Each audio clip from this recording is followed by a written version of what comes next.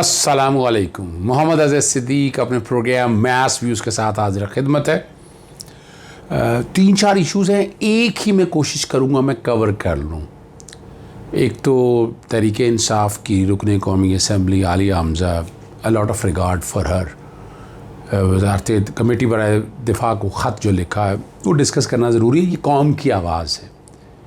फिर असतूर को FIA ने तलब कर लिया, पहले मामले में क्या हुआ वो भी अभी डिस्कस करते हैं आपके साथ। फिर हाँ, जंग और जियो ने पहली दफ़ा कुछ चीज़ें क्लैरिटी के साथ ले आएँ और उससे जो चीज़ें साबित हो गई हैं वो समझ आएँ कि बुनियादी तौर पर हामिद मीर की वजह से रेटिंग गिर रही थी और कितने नुकसान का जिक्र किया है वो आपके सामने रखते हैं। और जो वजाहत दी है और जो वहाँ जंग और जियो के दोस्तों से इस्लामाबाद, कराची या लाहौर जिनसे बात हुई है और इस मामले को हामिद मीर के हवाले से वो समझते हैं कि हामिद मीर के जाने से जियो में परफॉर्मेंस बेस्ड बेहतर होगी। और जो एक हालात पैदा किए हुए थे हामिद मीर ने, घुटन की जो पॉलिसी थी जियो के अंदर वो ख़त्म होगी और जंग जियो फ्लरिश करेगा, ये उनका नुक्ता नज़र है।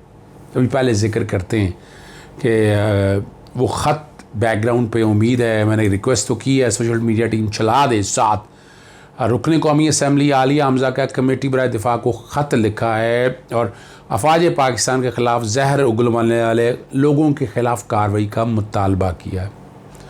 असतूर पर हमले की तहकीकात जारी हैं और सीनियर पता नहीं क्यों लिख देते हैं, सहाफ़ी भी चलें, सहाफ़ी ठीक है।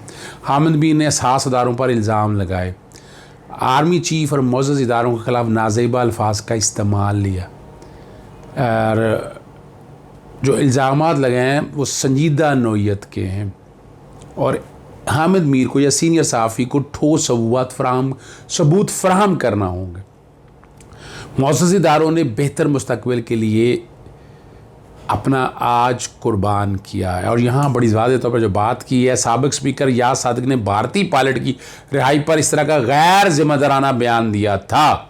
आप गैर ज़िम्मेदाराना कहती हैं, वह बगावत के ज़िम्मे में आता है जो बात कही थी। और ऐसे शख्स को तो जूते मारने चाहिए थे चौक में खड़े होकर।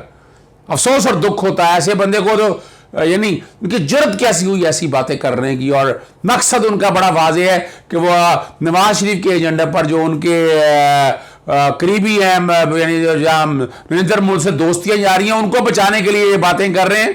और गैर जिम्मेदाराना बयान मुल्क के दुश्मनों के एजेंडे को परवान चढ़ाता है और रियासत के खिलाफ प्रोपेगेंडा आज़ादी सहाफ़त नहीं है, बिल्कुल नहीं है।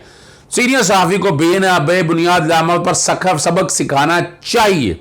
स्पीकर कौमी असम्बली और चेयरमैन कायमा कमेटी मामले का नोटिस ले और सीनियर सहाफ़ी को तलब करे और इस कमेटी जो है ना, इनसे हामिद मीर से सबूत भी तलब करे और इसके ख़िलाफ़ केस दायर करके सख्त सज़ा दी जाए। ये ख़त में मुतालबा किया है। अब यहाँ से आप अंदाज़ा लगा सकते हैं कि what is the reality in it, और जो कुछ मामले हैं वो आपके सामने रख देते हैं। और मेरे हाथ में ये नोटिस है और पहला नोटिस है, inquiry number 650 of 2021 FIA cyber crime reporting centre Rawalpindi है। असद अली तूर, साना मोहम्मद अफजल तूर, मोबाइल नंबर और एड्रेस लिख के फ़याज़ महमूद राजा, साना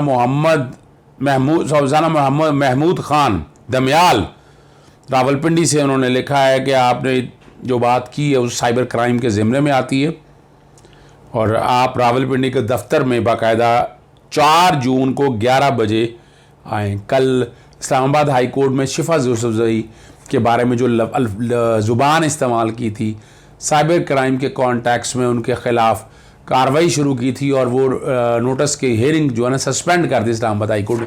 उम्मीद है इस्लामाबाद हाई कोर्ट अपना हुक्म वो वापस लेगी और इंक्वायरी और इन्वेस्टिगेशन मेरिट पर करने की कहेगी ताकि चीज़ें सारी सामने आ सकें। अगली जो बात आपके सामने रखनी है, और फाइनली जंग और जियो ने बड़ी क्लैरिटी के साथ, उससे कबल एक चीज़ बड़ी साहम से, और पाकिस्तान बार काउंसिल बिला वजह हर काम में टांग अड़ा रहा है और ये पाकिस्तान बार काउंसिल को सोचना चाहिए, यानी ये किसका एजेंडा लेकर चल रहे हैं। 1000 बार सोचना चाहिए। यानी पाकिस्तान बार काउंसिल को इसके लिए मुंतखब तो नहीं किया ना हम लोगों ने, या हमारी बार के नुमाइंदों ने इसलिए तो नहीं किया। ये कोई यानी खुशदिल खान वाइस चेयरमैन और मोहम्मद फ़हीम वली चेयरमैन एग्जीक्यूटिव कमेटी ने, उन्होंने रिस्ट्रिक्शन और जो कटेल किया, फ्रीडम ऑफ एक्सप्रेशन और ये सारे हामिद मीर के हवाले से भी, हामिद मीर का भी स्टेटमेंट पढ़ देते हैं पाकिस्तान। उम्मीद है पाकिस्तान बार काउंसिल ये प्रेस रिलीज अपनी वापस लेगी जो 31 मई को जारी की गई है। और बड़ा अनडेमोक्रेटिक वे, पता नहीं क्या क्या बातें, आर्टिकल 19 की एनफोर्समेंट की बात, आर्टिकल 19 पूरा एनफोर्स कराएं। पाकिस्तान बार काउंसिल आपसे रिक्वेस्ट है, वो जो राइडर लगे हुए साथ उस पर अमल दरामद कराएं। कितना वोकला की भलाई के लिए काम हो रहा है जरा वो भी बताएं आप लोग। मगर ये ना आपको क्या आप किसी के एजेंडा लेकर चल रहे हैं और उसी को प्रमोट कर रहे हैं, उसी को एडवांटेजेस दे रहे हैं। मैं अभी दूसरे इस इशू में दूसरे इशू पर भी बात करूंगा आपके साथ और वो बताऊंगा किस तरह पाकिस्तान बार काउंसिल मेरा जहां तक ख्याल अपने इख्तियार से तजावज कर रही है इस बात को सामने रखते हुए। और कमाल का है कि उन्होंने उन पर बैन किसने लगाया है, वो बैन ना लगाने के हवाले से अभी आपके सामने रख देते हैं। आज का अखबार जरूर पढ़ लीजिएगा, पाकिस्तान बार काउंसिल के chairman, executive commissioner, vice chairman, और यहां बड़ा वाज़ेह तौर पर जो उनका मौक़िफ़ सामने आया है। हम एडिटोरियल कमेटी और वोकला के साथ इस सूरत हाल का जायजा लेंगे कि पॉलिसी या कानून की कोई खिलाफ वर्जी तो नहीं की गई, नहीं हुई। इस दौरान कैपिटल टॉक की मेज़बानी आर्जी मेहमान के सुपुर्द की जा रही है। हम अपने नाज़रीन और क़ारीन को याद दिलाना चाहते हैं कि मुल्क में किसी भी दूसरे मीडिया ऑर्गेनाइजेशन के मुकाबले में करप्शन, तौहीन रिसालत और गद्दारी जैसे सैकड़ों झूठे इल्ज़ाम का जंग जियो ग्रुप को बंद किया गया। हमारे सहाफ़ियों को मारा पीटा गया। अपने नाज़रीन और क़ारीन को हालात से बाखबर रखने में ऑर्गेनाइजेशन को 10 अरब से ज़्यादा का माली नुकसान भी बर्दाश्त करता है। 10 अरब कह रहे हैं जी। ताहम ग्रुप और उसके एडिटर के लिए मुश्किल हो गया कि अपने दायरा इख्तियार से बाहर की गई तकरीर या तहरीर के मवाद की जिम्मेदारी कैसे लें जो वक्तन एडिटोरियल टीम ने देखा हो और ना ही उसकी मंजूरी दी हो। हामिद मीर और दूसरे सहाफ़ी या अपने साथी सहाफ़ी और हमले के हवाले से जिस गम और गुस्से या मायूसी का शिकार हुए उस पर शदीद तशवीश का इजहार किया गया था। हम सहाफ़त और सहाफ़ियों के तहफ़्फ़ुज़ के लिए बेहतर तरीके और ज़राए मौजूद हैं।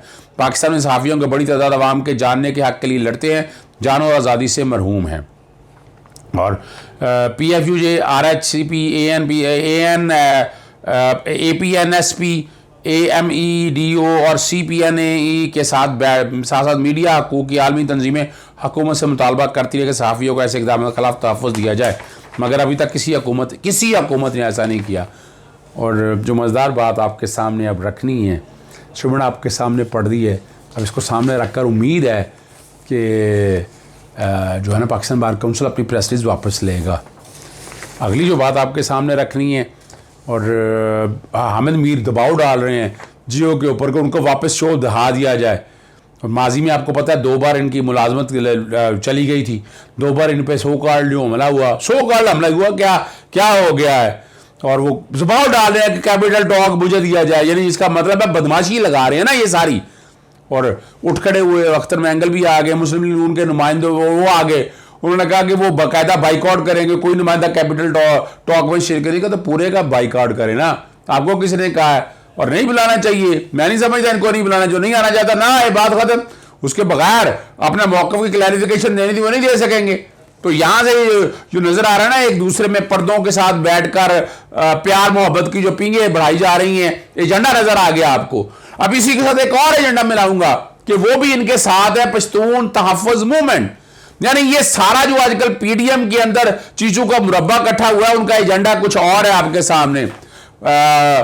जमानत खारिज करने का अली वज़ीर का फैसला सिंध हाई कोर्ट ने सुना दिया, तफसीली फैसला आ जाएगा।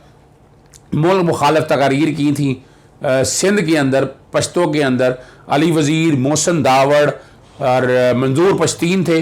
33 मुलजमान को पकड़ कर रिमांड लिया गया था और अली वज़ीर को पेशावर से गिरफ्तार किया गया था और फिर रिमांड हुआ इनका, सेंट्रल जेल में केस ट्रांसफ़र किया गया। दरख्वास्त ज़मानत एंटी टेररिस्ट कोड ने मुस्तरद की, शरीक मुलजमों की ज़मानत हो गई। और यहाँ जो बड़ी मज़ेदार बात है, पाकिस्तान बार काउंसिल ने फिर खत लिख दिया। कमाल हो गया, पाकिस्तान बार काउंसिल का इस काम से क्या ताल्लुक है? यानी मुल्क दुश्मन लोगों को क्या प्रमोट करना चाहते हैं पाकिस्तान बार काउंसिल, या इसके अंदर वो बयानिया ही आ गया यानी जो बयानिया पाकिस्तान बार काउंसिल, यानी आप बताएं ना वोकला की बेहतरी के लिए क्या कर रही है पाकिस्तान बार काउंसिल? यानी हर वो ऐसे कामों के अंदर जो मुल्क दुश्मनी के हवाले से आता है उसमें बढ़ चढ़ का हिस्सा ले रहे हैं। इनका काम ये तो नहीं है। आम लिटिगेंट के लिए बताएं क्या किया, आम बंदे के लिए कितनी प्रेस कॉन्फ्रेंस प्रेस रिलीजें जारी की हैं, जरा वो भी कौम को बताएं। और ये तो रिकॉर्ड की बात है, सीडी में ट्रांसलेशन की, पश्तो की तकरीर कुछ मिली कुछ नहीं मिली। और महकमा दाखिला सिंध की तरफ से लिखा गया था खत, महकमा दाखिला केपी को जो उन्होंने गिरफ्तार कर इसको यहाँ ट्रांसफर किया था। तो यहां भी पाकिस्तान बार काउंसिल आ गई।